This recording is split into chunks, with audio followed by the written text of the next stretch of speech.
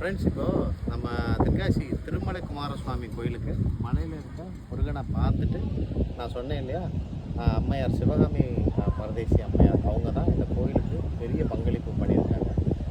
அவங்களோட ஜீவ சமாதி கீழேயே வண்டாடும் பொட்டல்னு ஒரு ஊர், அதாவது நீங்கள் அதை தாண்டி தான் கோயிலுக்கே போக முடியும்.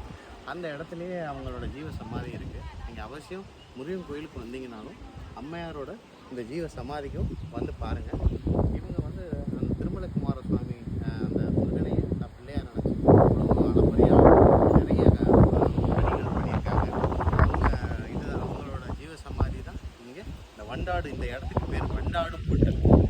இவங்க வந்து பார்த்திங்கன்னா நம்ம சொக்கப்பட்டி ஜமீனை சேர்ந்தவங்க. இவங்க தான் வந்து பார்த்திங்கன்னா அவ்வளோ விஷயங்கள் மலைகளில் வந்து படிகளாக இருக்கட்டும், அங்கே இருக்க கட்டுமானத்துக்கு எவ்வளவோ விஷயங்கள் பண்ணியிருக்காங்க. அவசியம் அம்மையாரையும் ஜீவ சமாதி வந்து பாருங்கள்.